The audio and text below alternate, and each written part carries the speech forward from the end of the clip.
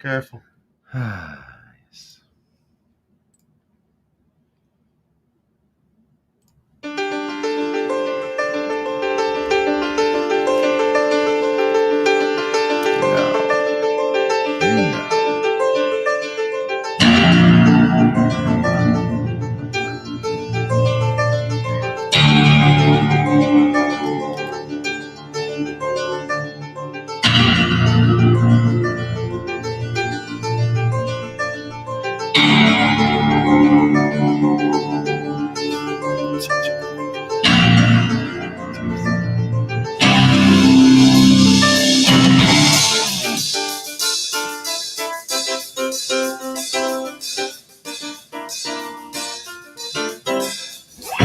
Well, wherever you are in life, you never forget the neighborhood.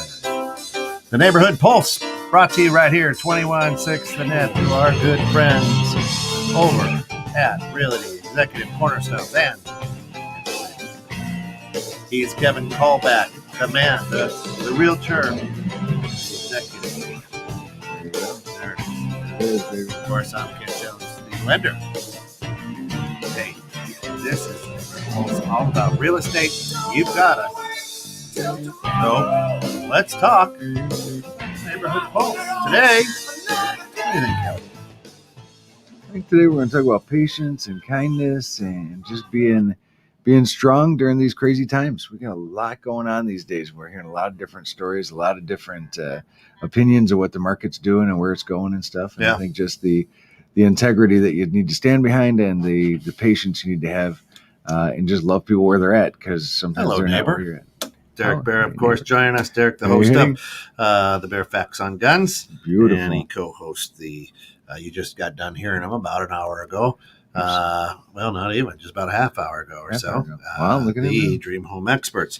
Yeah, so that's a big thing right now, isn't it? And I'm running into it a lot as well because, rates in our world for mortgages really haven't changed in the last 4 years. They've been really good.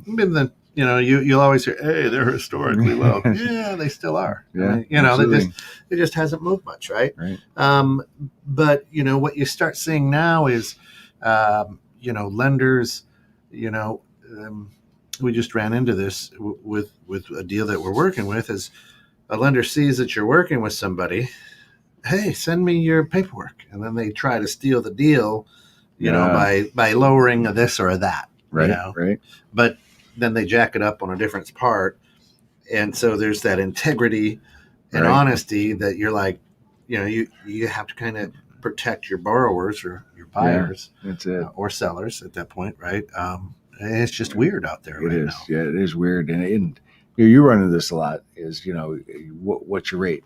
What's your rate? We've talked about that before. It's and it's not all about the rates, because there's, at the end of the day, you're going to get a sheet with all those fees on there. Yeah. And when you look at them, and if you were to compare them side by side with another lender, they'd be a lot different, right?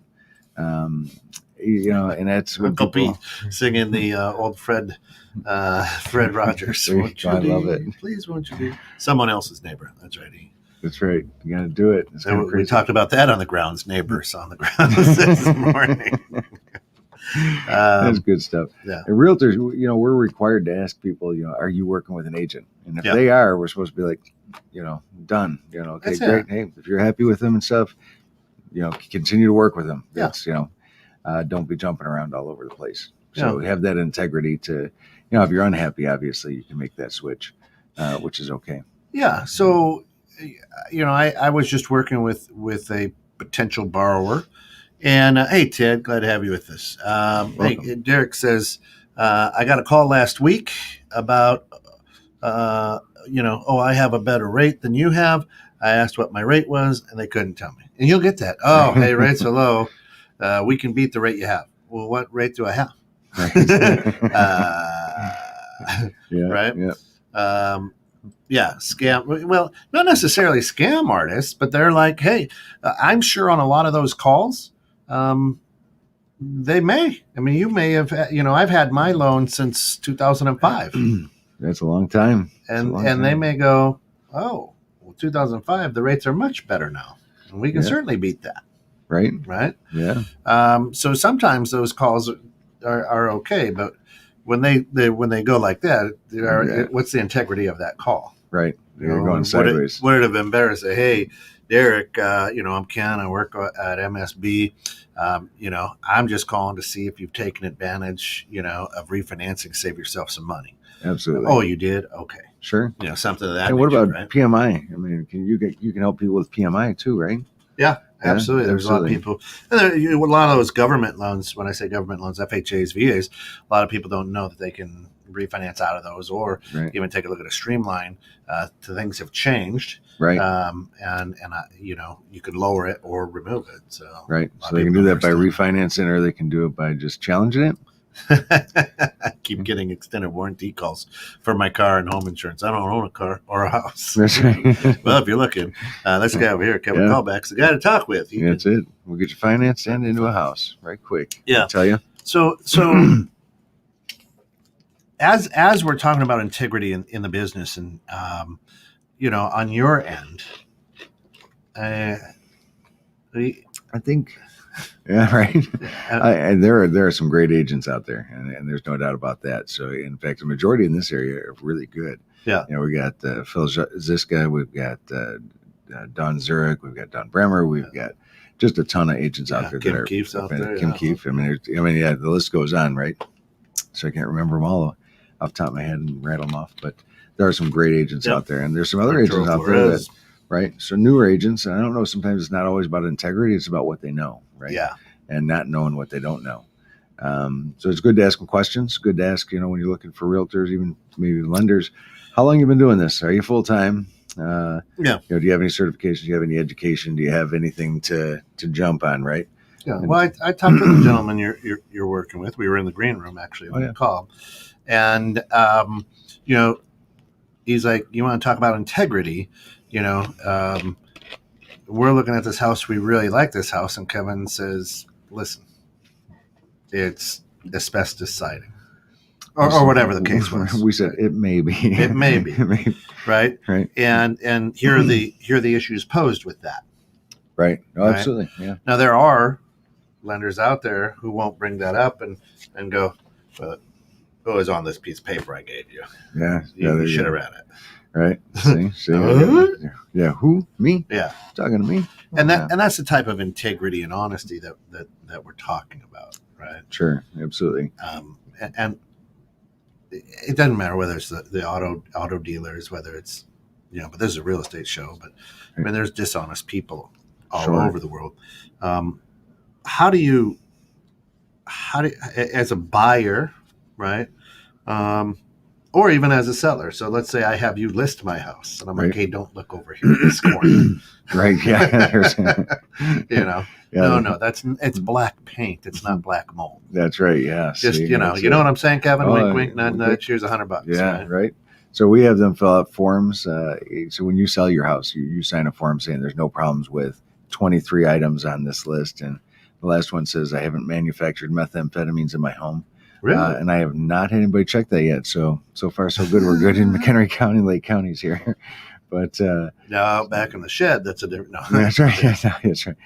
So they have to sign a LifeWay saying, "Hey, I'm being truthful and honest on this."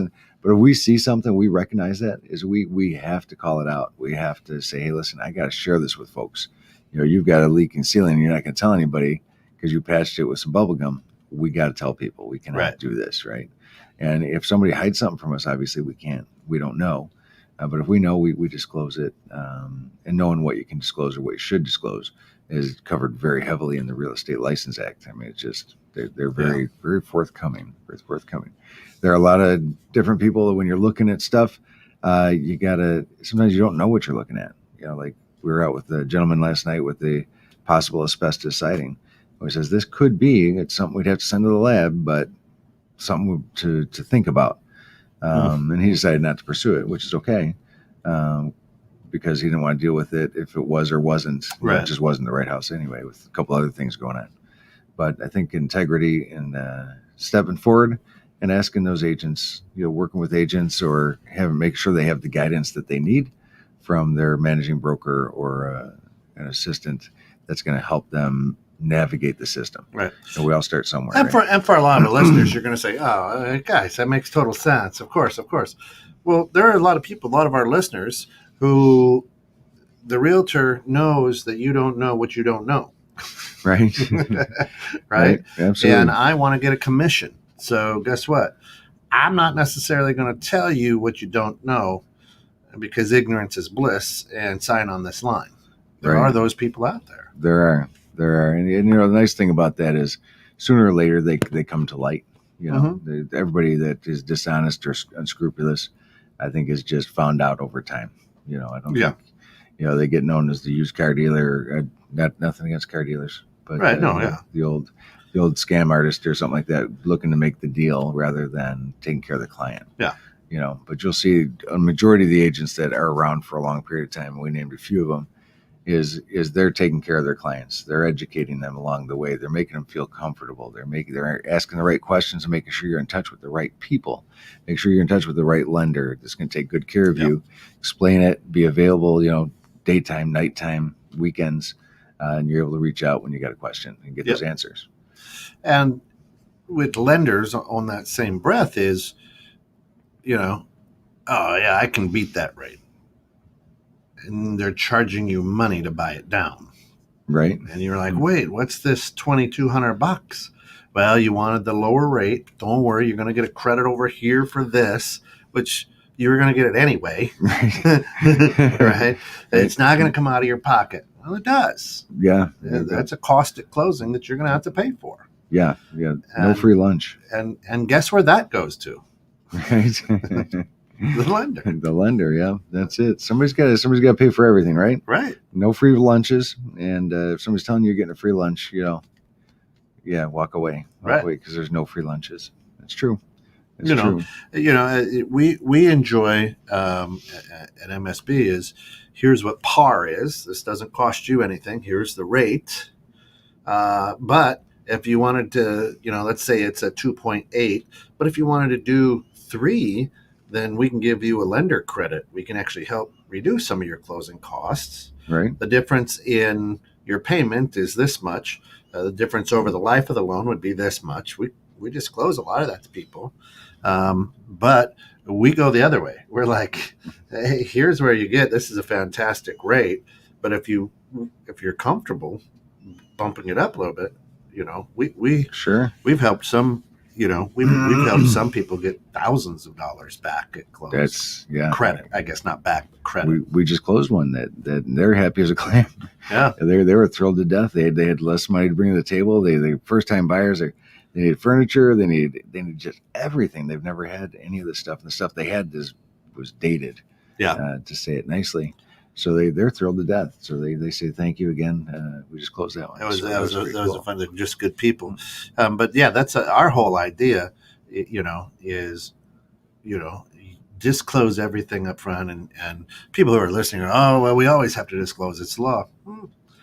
Yes, we do have, you know, disclosures that we send. Doesn't mean that your borrower understands them. Or that they've ever read them. Right, or that they read them. Sign. Yeah. And it's usually e-sign, so you sign, hit next, and it goes, sign. Yeah. You know. Right. I just did a deal a little while back, and they says, okay, we're going to have to, they says, can we get in for inspection on Wednesday? She said, no, not until next week. I said, well, we only have 5 business days for the inspection.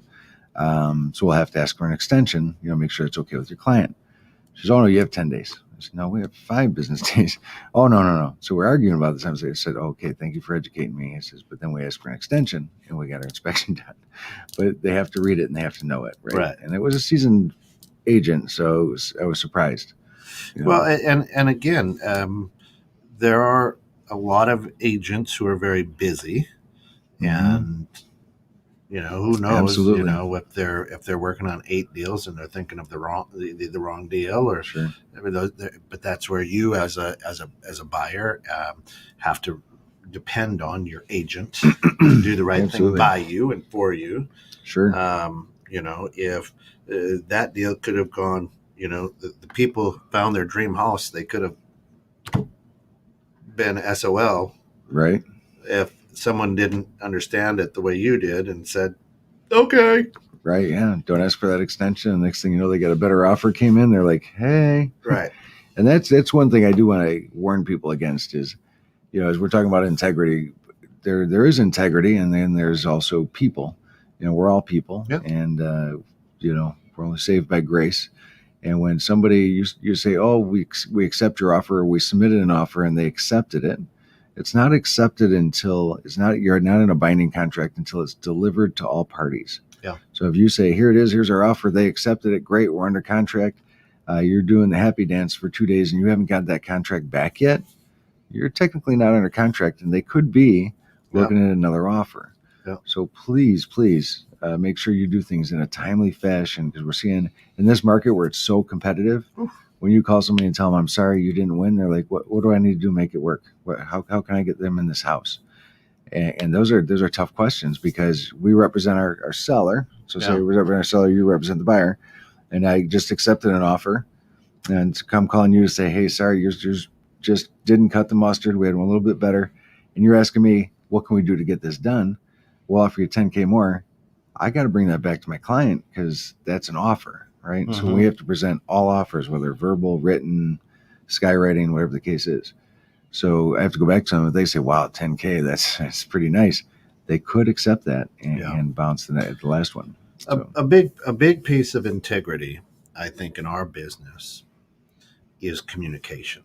Absolutely. If you're working on a deal, and let's say you have a contract, and you close in 30 days. So today's Friday the 13th. Hey. So September the 13th, we're closing on this deal. If once the contract is signed, you don't hear from your lender, right? Except for I need this, or you don't hear from your realtor, right? Hey, here's what's going on. That's a big integrity issue. To me, there's a lot of moving parts in the deals that we do, and there's a lot of communication that has to happen. Right. We pride ourselves over at MSB to really over communicate. Right. Hey, here's where we're at. Right. Hey, this just came in. We got this. We're waiting for this. With everybody, and in the state of Illinois, we're an attorney-driven state. Oh yeah. So not only do you have the realtor, the lender, the selling realtor, the selling attorney, your attorney, the lenders. I mean, that's right. There's a lot of moving parts. The title company, there's a lot of moving parts, and if your realtor, if your lending agent isn't communicating with you at all through the process, sure. Wow, we have gotten letters from attorneys' offices saying, this was one of the smoothest things, you guys. It was amazing how well you communicated. We really appreciate that, Absolutely. And people aren't left out in the cold. That's exactly right. Yeah. And I want, and I'm going to put this out there for everybody.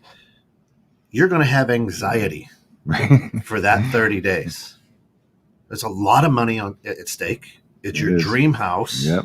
Absolutely. And if you're out there not knowing what's happening for 30 days, at day 25, you're like, all right, today we're closing on Friday. And all of a sudden they're like, well, we don't have the appraisal back. What? Yeah, right. Yeah, no doubt. Wait, what? Absolutely. Why didn't I hear this? So I think a big piece of the integrity is how well is the communication with your team. Sure. So your team is your lender, your realtor, your attorney, your attorney, everybody. It's home inspection. Make sure you get your home inspector. Yes. And make sure you get a home inspector that's going to return your calls too, that you can call and ask questions, right? Yeah. It's not just a report and done, right? Absolutely. Because we got some great inspectors out here, and we got some that are a little bit tougher. Yep. They come in. I had a guy the other day. He come in, he shakes the kitchen counter like this. He just shakes it back and forth a little bit. Goes, seems pretty good. And the kitchen's good. I'm like, oh, we have a problem, folks. So it was their friend, and I was like, okay, yeah, that's right. Yeah, and so he says, hey, listen, we might want to have another inspection, because this was really not a thorough inspection. There's some outlets in here that should be tested. There's some water should be run. I mean, just different things we should check. Yeah. And See the ones right next to the sink? Those should be GFIs. this should be yes. So Anything in the kitchen should be GFI. Absolutely. Actually. And if that inspection is done in 30 minutes, you didn't get an inspection. That's they right. should check every outlet, every door, every P-trap, every Yep. faucet. Everything should be checked. Attic, crawl space. If they poke their head in the crawl Septic. space and go, "Yep, looks good." Nope. Yep. Get up there, take a good look. We want to see if there's mice. We want to see if there's mold. We want to see if there's clogs. We want to see Yep. what's going on up there, because it's the place that's probably the least attractive, or the crawl space in the attic. But those are the most important places to check, Right. because we don't go in there very often, right? So it's kind of crazy. Now, tell me about somebody had told me about prepaid PMI. So when you're doing a loan, we'll go with FHA. Usually, it's FHA loans, and there's what's called upfront private mortgage insurance. Okay. Right. So usually it's when you don't have 20% down. So maybe let's say you only put 5 or 10% down. You can get them done. With the FHA, you just really need about 3.5%. Right. And so what it is, private mortgage insurance basically is the lender making sure that if anything were to go bad, that they'll be able to recoup the money into it. So usually they'll insure it for down to like 75, 74%. Mm-hmm. So they'll take insurance out from that 75% up to, let's say, 96.5%, because you only put 3.5% down. And you will pay a monthly insurance premium, but they're going to grab a good chunk up front, right, to make sure that, hey, if it goes south in a year, we've recouped some money here. Sure. Right. So it's like your homeowner's insurance, where you have to pay the first year up front. Right. They're saying, hey, we're going to grab this amount, and it's usually a pretty good amount. Now, the nice thing is you don't have to come with that out of your pocket. They'll roll it into the financing. Sure. So if you're, let's say if your loan is $250,000, that's how much your loan is, and you've got $4,500 worth of upfront PMI, you're now financing $254,500. Right. Right. There you go. Which then moves your payment just a little bit, because you might be going, wait, what is this? Why does this happen? And it's a concept that not a lot of, if you don't do it every day, work with it, you don't know, wait, why am I doing this? So if your lender can walk you through that and say, right, here's what it is and why it is, right, then this is how we work it. There you go. That's it. But your homeowner's insurance will protect your belongings, will protect the structure of the house, sure, replacement value, things like that. But if you lose your jobs and you can't pay in the house and your house is foreclosed, the FHA, the government, the people who are the lenders, they want to make sure that they can get their money back. Right. That's right.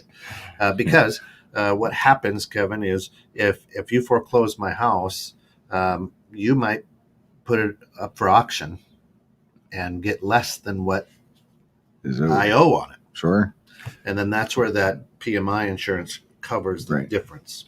So kind of like car insurance, right? Yeah. But not really. But not really. No, not really. Yeah. It's that always fascinates me, is the PMI and prepaying it, and having those benefits, and just credits and financing things into your loan and what have you. So it's kind of interesting. Right. So a guy like you that can spell that out. Now, I know that we've had a lot of success with checklists. Yep. Checklist. Here's your checklist. So you give it to your buyer and say, here's your checklist. The first thing is, pre-approval. Talk to your lender. Talk to Kent Jones at McHenry Savings Bank, because he's going to get you that financing you need. And he's going to be there every step of the way.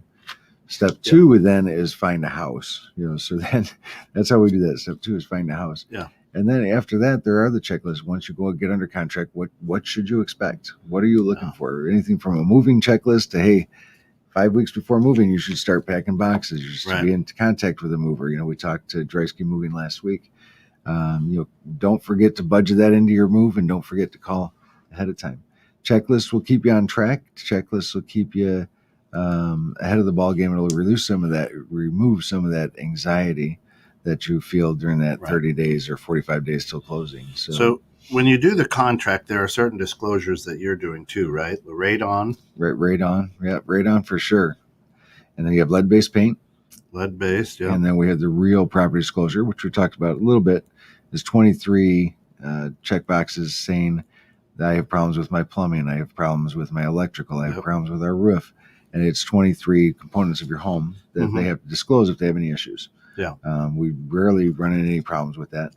The radon test is a couple $100, but it's better to test for it when you're buying than when you're selling, because if you do a radon test when you're buying, it's about $225 depending on who does it. But to install a system is about $1,000. Then you have to retest it. You're spending anywhere from $1,200 to $1,500. It could be a little higher depending on the system you need based on your situation.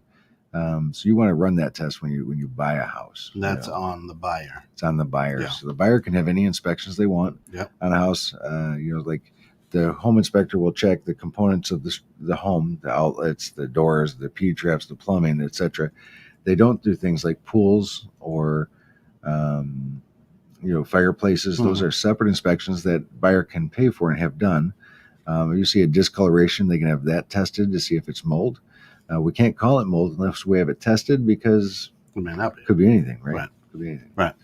And, and fireplaces are important because of soot. And, that's fireplaces and, dryer vents are the number one cause of fires, right? Yeah, that's true. Yeah. And now let's say that I am not working with a realtor and I buy it, for sale by owner. Mm-hmm. Who then draws up those disclosures? So the attorneys get involved, and the attorneys will handle every step of the transaction, and they may or may not use those disclosures. They may talk more about the purchase price, closing dates, terms of the agreement. So they use a very similar, if not the same, contract we use. Yeah. And it's okay to buy one for sale by owner. Sure. But you'll save yourself a lot of money and headache if Kevin can still be your realtor and help you with a for sale by owner. Sure. We help a lot of people buy homes by owner. It's a great experience for everybody. Sometimes the seller gets a little bit less money because we're able to negotiate on behalf of our buyer, which is fantastic. But we make sure that our buyer is protected every step of the way. Yeah. And then the seller can act his own behalf, use his attorney, whatever the case is. And some people are very savvy and some people are not. And it's you hate to see them being taken advantage of, so you gotta be careful with that. But for sale by owners, we can help you out with that for sure. Right. Because this is something you do maybe once every 5 years, they say. Five years, says, or once every, like my wife and I, we've been there since, for 18 years. So maybe once every 20 years, you don't know. My first house, I was going to be there 3 years, 13 years later. We're like, all right, we're really selling now. Yeah, we got to get out of here. I got 4 kids. We got a 1,200 square foot home. We got to go. Yeah, time to beat it. That's it. Of course, you're listening to 21.6 The Net. This is the Neighborhood Pulse. He is, of course, Kevin Callback with Realty Executives Cornerstone. Give us a call at 708-277-3913 or email call Kevin K. So the word call Kevin K at gmail.com, and we can send you an example of a checklist or a moving checklist and just kind of see what that's about. And then if you're looking for a loan, you can call Kent Jones at McHenry Savings Bank. That's right, 815-331-6431, or reach out at kjones@mchenrysavings.com. We'd love to help you out, or visit us at mchenrysavings.com. McHenry Savings. Love it. I love it. So that's it. That's what we do. The Neighborhood Pulse is all about just remembering and knowing what's going on in the neighborhood. This is true. Now, when it comes to integrity. One of the biggest things and one of the reasons people are evacuating Illinois or concerned is real estate taxes are pretty pricey, right in this area. Do you get a lot of questions about real estate taxes, or hey, I think it's high, right. Absolutely. Yeah, taxes in Illinois have been a pain point. I was told, several years. Yeah. So I was told recently we're number 2 in the highest taxes across the nation. It's one of the times you don't necessarily want to be number one. I was going to say, yeah, don't need to be number one. So people, if your taxes are high, yeah, you can challenge those, and you can contact people to help you with that. yeah, First step might be to talk to a realtor to kind of see what that looks like and see if maybe you're in the right house with the right taxes, or if there's something that you should maybe challenge. Right. I know Mary Mahady in McHenry County, very helpful. Great lady. Yep, great lady. Mm-hmm. And definitely talk to people about getting those taxes down, because Yep. see what your value is at, see where you're really at. Maybe ask for a reassessment or challenge those based on the square footage of the house and of the yard and the quality and the construction. There's a lot that goes into it, but there are some things you can do to try and get your taxes down. Ton of stuff, yeah. And that's and that's the other thing that when it comes to integrity of a lender, is you can escrow your taxes, your real estate taxes, and your homeowner's insurance. Okay. There are lenders who will say, don't worry about it. right. Right. So the story is, and I learned the hard way back in 2003 when I bought my first home, to make sure that we could afford it, what the lender did was say, just pay the taxes on your own. They come due in June and September. Yeah. Don't worry, these taxes are already paid. Right. So what happened was we got a credit, right, on Absolutely. our loan from the seller, right, because they live there. In Illinois, the taxes are paid in arrears. So we're Right. paying 2020 taxes this year in 2021. And so, now that just you say that, yeah, so we have to live in Illinois for a majority of the year and the entire year before we find out what we have to pay for the time we've already lived there. right, It's kind of like eating dinner and then them telling you the prices of what you had for dinner, right? correct. Right. It truly is. Just want to make sure. It truly is. And so Alice and I, we buy the home. And then in October, we get a letter saying your taxes have been sold. Hmm. And we're like, what? And we had to pay the taxes in June. And I was like, you said that they were paid. Oh, yeah, we gave it to you as a credit. Right. Yeah. So, but right? Right. So we were stuck. Oh my Yeah, goodness. we had to come up with, at that time it was maybe $3,700 or whatever, Yeah. to pay the taxes, because in the state of Illinois, if someone buys your taxes, pays them for you, and you don't act on those, I think is it 3 or 5 years, I don't know the exact time, They'll that own house it. is theirs. Yeah, they'll own it. They own it.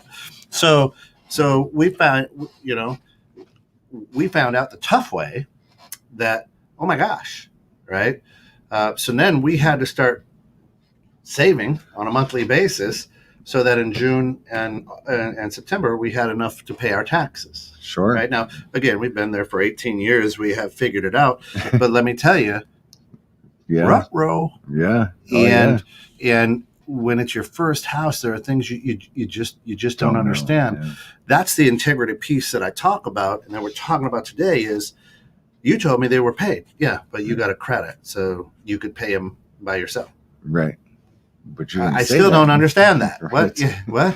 Yeah. Yeah. Yeah. I then give me the no. Remember, because now you don't have to bring as much. So they were $3,800 or whatever they were. So that took off $3,800 from the clothes Right. that I needed to bring. Correct. Well, we didn't, Right. and we bought Sure. and we bought in, we closed in May or whatever, right? And then it was empty, and so then but we had our lease until the end of June, so we went back and forth and did some updates and things like that. So what really should have happened is if he was a good lender, he should have said, you need to pay the June taxes. Yeah. Don't 'Cause- forget now. Right. Don't forget. Right. So, hey, so the interesting thing, and yeah, that happens a lot. Eddie Martinez, another great lender, says they'll say, just sign here. Don't worry about it. And that's what happened. And to this day, 18 years later, You're still paying. 18 years later, I still get upset about that, because I'm just like, man, we went to this guy because I knew you, Right. and you were recommended, Yeah. and you still pulled the wool over my eyes Yeah. just to close the deal. That's it. Yeah, wool pullers are no good. Ugh, Wool pullers you are no know? good. And yeah, being educated is super important. Especially taxes. Yep. Taxes in Illinois. If you were to pay them ahead of time, that would be so much better, in my Mhm. opinion, because you know what you got to pay. And if you decide, you know what, I don't want to pay that next year, I'm moving, is they're not your responsibility when you sell. But now you sell your home, and at closing, you're giving them a credit for any period from last year and this year Mhm. at 105%. So now you're giving an additional credit on top of it, which is, yeah. Right. The other thing with lenders, and I want everybody to listen very closely to this, because rates have been so low, we really don't get too many calls about what's your rate. Right. Everybody's pretty much in the same ballpark. What we get more calls on are, what are your closing costs? Right. There you go. Okay. Now, I want you to understand. I understand what you're really asking. You're asking, how much money am I going to have to bring at the close of this? Right. Okay. But the question that you're asking is, what are the closing costs? So I can literally look at somebody and right in their face, just go, we charge $1,000. What? How can you charge this? People are telling me 3, 4, 5, because that's the bank's closing costs. Right. That's what we charge. So you're asking me, what do we charge for closing costs? But what you want to know is, how much do I need to bring? Right. Right. So I will always talk with people and say, listen, here's what you're asking, and I understand why you're asking that, but here's my closing costs. However, there's also the cost for the title company. There's also the cost for the appraisal. There's also the cost. Now, you said you wanted to escrow your taxes, insurance. There's a cost to set up that escrow account. Sure. Your attorney. Right. Your attorney. So there's a lot of costs involved. You asked what our costs were. Ours are very, very low. Right. That's right. However, and then what happens is I send out the loan estimate, and you're like, what? $7,000? You told me $1,000. Okay. Yep. Right up here. See? Yeah. This is the underwriting and processing. That's the bank. $1,000. That's right. There you go. I didn't lie. Right. That's true. So when you're asking, you can ask that, but you can ask truly, how much is it going to cost me to do this? Right. Exactly. There's a lot of fees. And depending in the state of Illinois, in whatever state you're in, actually, depending on at what point you purchase a home. So I would choose not to buy a home, February, March, April, and maybe May, because now I have to fund, 100% of my escrow. Right. Yeah, that's a lot of money. That's a lot of money. That's up real quick. If you do it, July, August, September, October, you're only coming up with either 1 month or a couple. Correct. Or maybe 5 at the most. Yep. So that's going to help reduce your out-of-pocket costs. Right. Now, I'm not saying hold out. You move, you buy a house, Absolutely. and depending on what state, and we do lend in all 50 states. Depending on when that county collects taxes or whatever. Right. So there are people, because they get transferred here or whatever the case, or they want to buy a new home in December, January, February. That's a big escrow account to set up. That's huge. Yeah, that's big. And it's, when people are refinancing it, they're looking to save money, right? Yes. And if they're spending a ton of money to refinance to get a lower interest rate, then they have to stay in that home a certain period of time. And what's that rule of thumb would you tell people, if you're reducing your rate, depending on how much, right? There's a lot of variables to that. Right. But. Well, I take a look at how long does it take you to recoup the costs. Right. So, if you're refinancing your home and you're at a 3.5 and you're paying $4,000 to, go down to a 3, right. How many months does it take to recoup that $4,000? Right. Or are you better off just taking that $4,000 and paying down your principal? Right. And cutting time off of your loan. Yeah. So, it really depends. Everybody has their own comfortable, right. like, okay, I'll spend that $4,000 as long as I can recoup my, I'm going to be here for 10 years. As long as I can recoup that money inside of 5 years, I'm happy. Sure. There are some people that I've dealt with, when I send them the LE and they're like, well, geez, this is going to take me 9 months to recoup. I don't want to do it. Right. You know, That's right. so it That's really, you kind of look at that on the Yep. refinance. Is there is a cost? We sell money. That's what we do. Yeah. We sell it. That's There it. is a cost to get my money. That's right. So it all depends on each individual case. But what you want to do, does it make sense, or does it make sense to if I'm willing to invest $4,000 into that? That's it. Is there a certain interest rate that people should consider refinancing at this point? Like if they're at a 5 or a 6, then Yeah, they if should, you're above, if you're at 4% or above, absolutely. Yeah. You're financially, you're not really doing yourself a favor right And now, being a good because steward, right? I'm closing loans at 2.5. There you go. That's free money. That is almost free money. Right? Yeah, It's not, that's but for sure. it's close. Dang, that's Yeah, good. and Derek, thanks for bringing this up. Derek says, debt to income is never talked about, in home buying, right? That's true. It's true. And that is one thing that I pride MSB on, is we talk to everybody about their debt to income, and what percentages you of your debt you would rather have your house be, and your mortgage, and what percent of your income, debt to income, that we look for. So most lenders will say a 45% debt to income. So everything that's on your credit report and your new mortgage and escrow and taxes, you want to stay under 45% of your income Sure. to pay that debt. Right. Yep. For government loans, the government will bounce up to 50%, but again, you're going to have the PMI on there, and right. Exactly. So you got to kind of take a look at that. Absolutely. It's all the cost. So you got to look it up from all angles, and a guy like you is good to have right in your hand there, so you can explain it all thoroughly, which is great. And that's it's kind of crazy, right? Yeah. With I mean, there's people that and it's tough. Listen, I know Derek is a business owner. You're a business owner. Listen, if you want to borrow money, you have to show income. You can't write everything off. We have formulas and calculations to figure out a 2-year average of what you make. Right. Not what you report, but what you make. Right. And if you're not reporting, you report that I only made $3,000 this past year because you took every tax deduction and write-off. I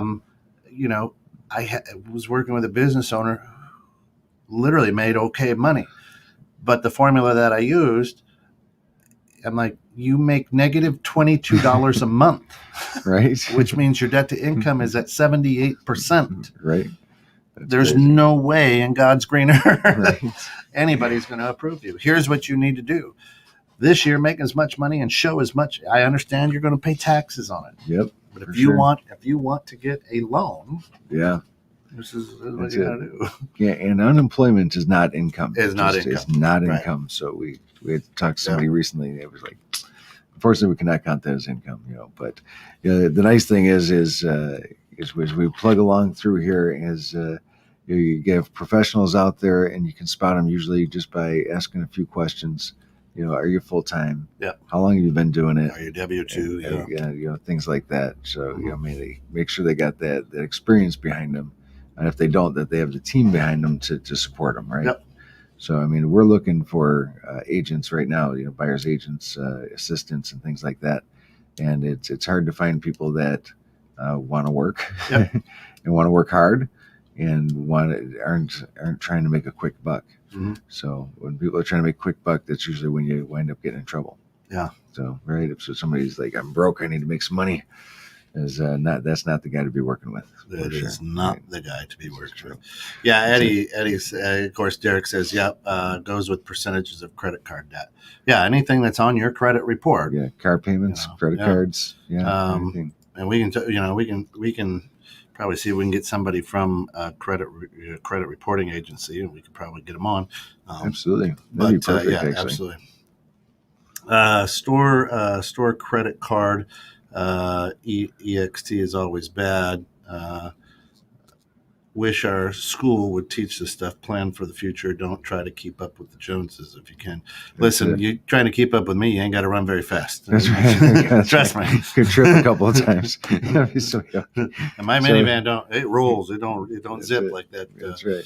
You know, and that's true. You know, DaveRamsey.com. That's a great place to go. They have credit counseling. We're actually going to be teaching a Financial Peace University here locally in McHenry. So if you're interested in credit repair, or you're looking to save money, pay off debt, and wind up living like a king, give us a holler. We can set you up with that. But DaveRamsey.com, definitely a fantastic financial advisor that can help you get those things under control.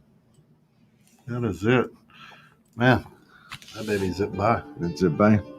Look at that, 45 minutes in, huh? No, not yet. Oh, hey, that was quick. Just playing that. That was quick. That's it. 45 minutes gone. So that's it.